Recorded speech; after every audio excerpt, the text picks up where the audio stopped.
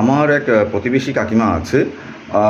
যখনই তাকে দেখি সবসময় মুখে একটা উদাসীর চিহ্ন ভাব, সবসময় উদাসী ভাব, আর সবসময় অখুশি মেজাজ।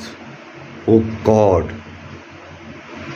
যদিও বা আমরা মুখোমুখি হয়ে যাই, মানে আমাকে খুশি থাকতে দেখে সে যে এত অখুশি হয়ে যান, যেমন লাগে মাউন্ট এভারেস্টের হাইট আর কি।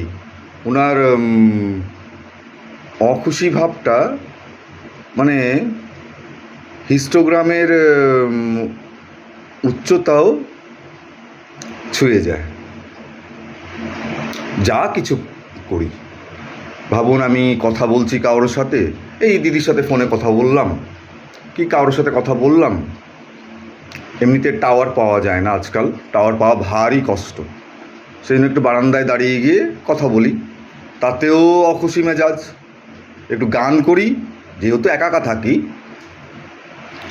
একা মানুষ কী করব, যা কিছু কাজ করি গান এর সুরে সুরে তালে তালে করলে পরে আমার কাজটা তাড়াতাড়ি হয়ে যায়, ভালোভাবে হয়ে যায়। যদিও বা আমি সাইকেল চালিয়ে যাচ্ছি, গান শুনতে শুনতে চলে যাই, ওটাতে আমার মানে স্পিডটা ঠিক থাকে, কম সময়ে তাড়াতাড়ি কাজটা কোয়ালিটেটিভলি হয়ে যায়। সেটা তো আমার ব্যাপার, কারণ আমি সবসময় খুশি থাকার জন্য চেষ্টা করি আর পছন্দও করি।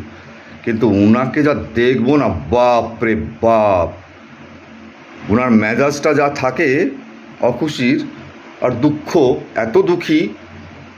আর যখন আপনি সামনাসামনি হবেন, আমি জানি না, আমি তো সামনাসামনি হই, হ্যাঁ, যেহেতু প্রতিবেশী সে, ওরে বাপ রে, পৃথিবী আর কি সূর্যর চারদিকে ঘুরবে, আপনার মাথা পুরো ঘুরে যাবে।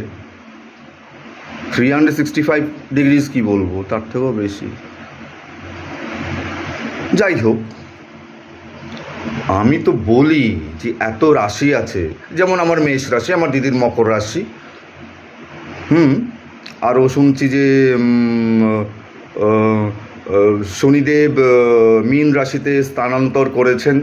যাই হোক, 29 মার্চ 2025 সালে 11:01 কিংবা 2, বিভিন্ন বিভিন্ন জ্যোতিষীর বিভিন্ন হিসাব নিকেশ, এতগুলো রাশির লিস্ট আছে। আমি তো বলি হে ভগবান, আর একটা রাশি অ্যাড করে দাও, যোগ করে দাও, ওটা হচ্ছে দুঃখ রাশি। আর ওটাই সুইটেবল ওই সব লোকদের জন্য যারা সবসময় দুঃখী থাকতে পছন্দ করে।